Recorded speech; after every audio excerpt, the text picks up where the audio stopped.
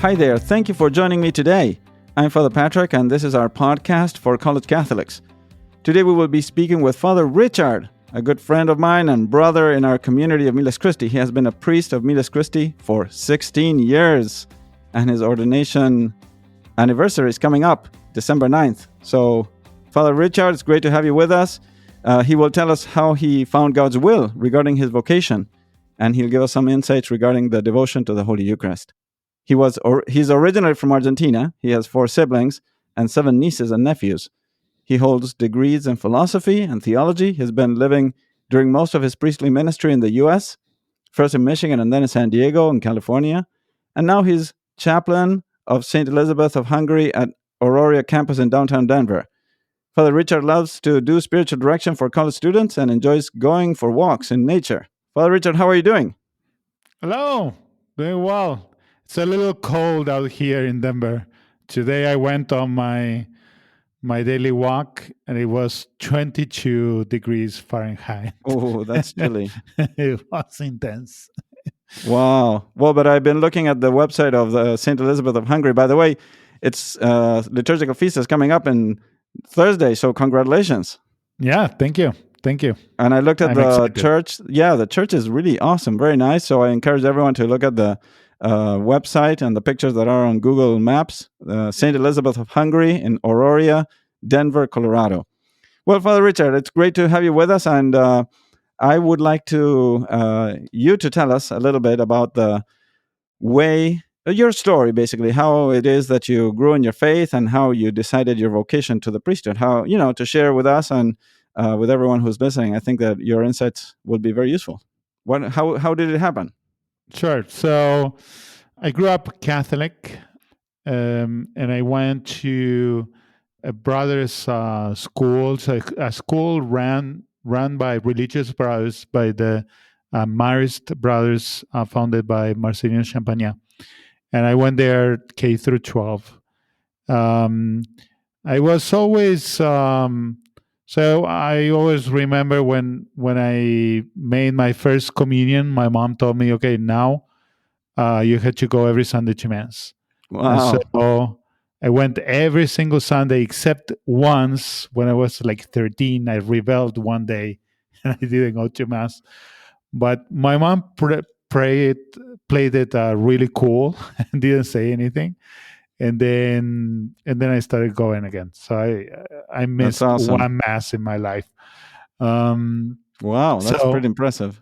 and then through high school, I was in a youth group organized by by the brothers. It was very nice, a very nice youth group. This was in I think In it high school, right? started like in 7th grade. And then when I was about 15, I started spiritual direction. Cool. And I felt um, inspired by the priest that was directing me. I started thinking maybe about the priesthood. I started to pray every day. That was something new. I would pray just maybe a Hail Mary every day, but not Right. like mental prayers or like 15-minute meditation every day. I would start, and then when I was a senior in high school, I started to go to mass every day. Oh, that's pretty awesome. Yeah, that was very nice. And so I started discerning when I was maybe sophomore in high school. Cool. Um, but at the same time, I did a big mistake in discernment, and is that I started dating a girl. Oh, Yes. So not that dating is necessarily right. wrong or a mistake, but it was a mistake for me to put, I, I needed to be more objective Right. to discern. And so being dating this girl was not very objective for me. And so I dated her for like a year and a half. Wow, that's pretty long dating. Yeah, and after a while, actually, she was the one that told me Yeah, I know you are discerning. I think we Wow. should take a break so that you can actually discern. Oh, very good for her. And so I say, okay, let's do it. So I did about 3 months of discernment. Um, and then, so at the end of the 3 months, I had a friend I was talking to. I was talking to my spiritual director, of course, about it. Um, and then one day, I was, um, I was reading. Um, I came by a brochure, and this was a brochure about the missions. So basically, this brochure was saying, you know, Christ died for us, and he instituted the church and the sacraments to give us that salvation of Christ. Um, so this thought came to my mind. I can be a channel of that grace for people, right? Be like um, um, that river through which the waters of grace will come to people. And then I started crying, and Wow. I knelt and I told the Lord, well, if you really want me to be a priest, I can do it. And then soon after, a couple of days after that, I decided to become a priest. And there was, great joy and peace for several days. Um, and it has been very fulfilling being a priest. Of course. Challenging at times, but it's worth it. Wow. So, and what would you say was the decisive element that helped you, consider being a priest and a priest of Miles Christi? um so a priest, I think one of the things that I always remember is that at some point I was like, I really liked this girl I was taking a break from. And I thought, well, it's not fair to her to um, just getting married because without a true vocation, right? Because Right. then I'll you know ruin not only my vocation, her vocation. And then I thought, actually, the best is to follow God's will. So if I follow the will of God, then I'll do the best even for her, right? Because that will put everything in order, and let the graces come as they should. Um, so that was a um, powerful thought. And then about why Miles Christi. Um, I love the mission of Miles Christi. So the college Awesome. students, the youth, the spiritual direction, the retreats. I would not be rather do anything else than that. So That's awesome. um, yeah.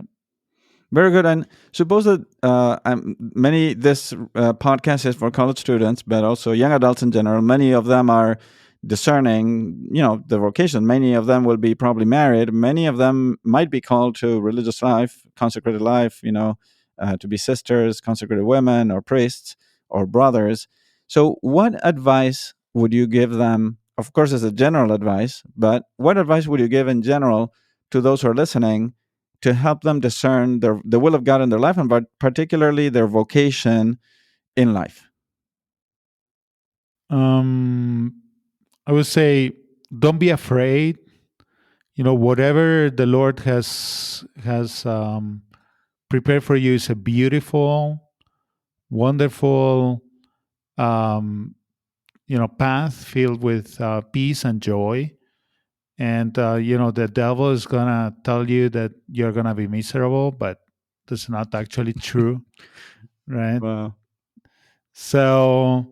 And then be open with to what the Lord once, but I think approaching it like that, like knowing God's will, is like the best. Not the best only because it's hard, but the best because it makes you happy. I think Right. that's the essential disposition to discern well. Right. And also, I guess that following in what you're saying, one wants to be open. You should be open. You want to be open. You know that God can help you do His will. But if anyone listening, right, if you're afraid of what God may want, or afraid that maybe you can't do it, well, it's also important to ask God for grace, right? We can't do this alone.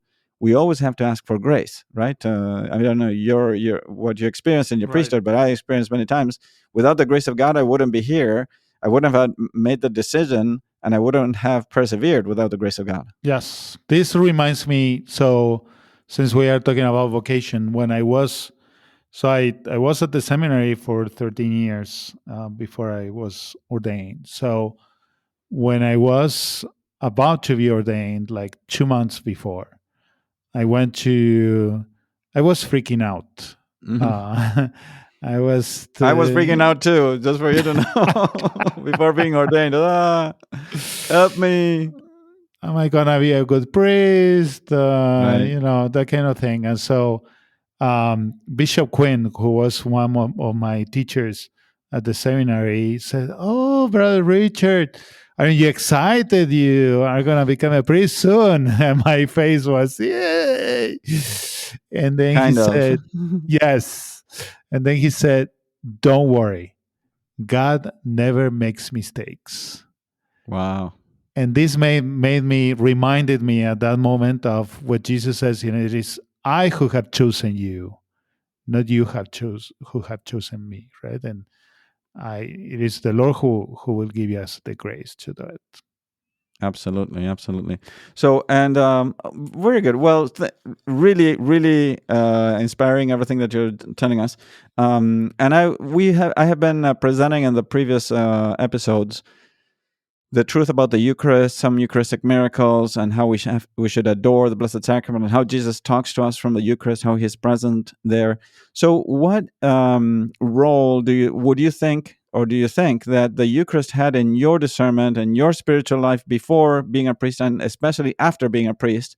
That you're, celebrating the Mass, adoring so many days. Every day, you have a time of meditation, you say Mass, you adore Jesus, you hold Him in your hands. What would you say is the role of the Eucharist, or was the role in the Eucharist up to till today in your life? Right. So I was saying that when I was a senior in high school, I started to go to daily mass, right? And at some point, I got uh, I got sick. I mean, it was just the flu, but for those the flus that you are in bed destroyed. Right. And so I did not receive communion for like 4 days because I couldn't go to mass.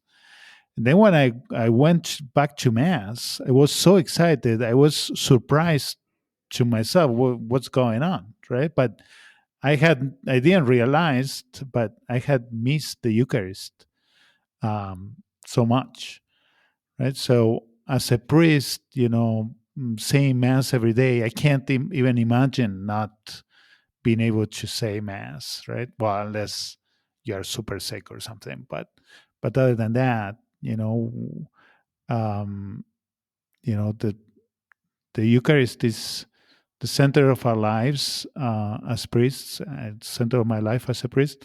That doesn't mean that I always have consolation or I always feel it, but I make it a priority, right? And as you were saying, like every day, holy hour before the Blessed Sacrament and the Mass and adoration and everything else. And I think for those young Catholics that are hearing, um, when thinking about the Eucharist, we had to think about. I love to make the comparison with sunbathing, right? So let's say you go to a beach destination place and the first day you forgot your sunscreen. And you say, oh, the sun is not that bad today. And then you burn. At night is bad, right? So the sun works because it's the sun, even though at times you don't realize as much. The same thing happens with the Eucharist. You sit, you kneel in front of Jesus in the Eucharist. Jesus is always working on you. Jesus is always giving you a spiritual tan. Jesus is always transforming you. But that transformation is silent. That transformation is interior, it's mystical. And therefore, often you don't feel anything. But the fact that you don't feel anything doesn't mean that the Lord is doing nothing. Definitely, He's always working on us. Wonderful. Yes, that's really, really good.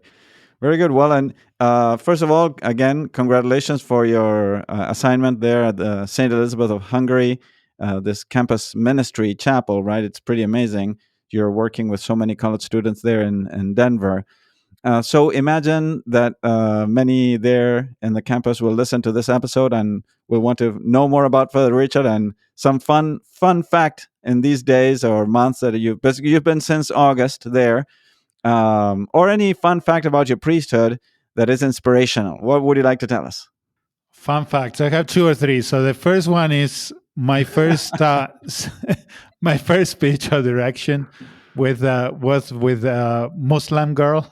Uh-huh. So she just came and wanted to talk, and so we talked for That's a long good. time, and we talked about the Eucharist, and then her life and stuff. It was very nice, and then it's just something unexpected, right? Yeah, you Because bet. And especially, it's incredible that she would want to receive direction from you, like to have the openness to speak to a Catholic priest. So that's what amazing. We did is the Focus missionaries that are here, and we went to play sports with the students at the quad, and so I sat on the side, and this girl came and talked to me for like an hour. So. Wow. And then another fun thing is, so I'm kind of an IT person. I'm really, we miss you here in Michigan. We need someone, an IT person. And so I installed a new wireless thing. And so there is this story about St. Elizabeth where she went out to give food to the poor. Mm-hmm. And some people were afraid that she was stealing precious things from the castle to give to the poor. So they came and asked her what she had. And it was just bread and maybe some meat and stuff. So when she opened it, instead of bread, they saw roses, white and red roses, right? Wow. So it is a tradition here that we do a feast that called the Buns and Roses. Buns for the Guns and Roses. Yeah, that's right. So for the Wi-Fi, I put buns, with B as in boy, right. Buns and Roses, and then the students would say, "What are you talking about? This is Guns and Roses. That's why you did it." Right. No, it's just this St. Elizabeth's story. So amazing. That's awesome. That was fun. Very good. All right. Well, very good. Thank you, Father Richard, for sharing all this wisdom and these insights with us. And thank you, everyone, for spending your time with us today. If you have any question for Father Richard, please send me an email at info@forcollegecatholics.org. Also, I encourage you to visit the website of St. Elizabeth Church there in Denver. It's www.stelizabethdenver.org. There you'll see some stories from Father Richard, some updates, some of the Focus missionaries and other people that are participating in the parish. So please follow this podcast also on your platform, and if possible, leave us a review on Apple Podcast. May God bless you. Father Richard, thank you very much. And everyone, thank you so much. And we will see you next time.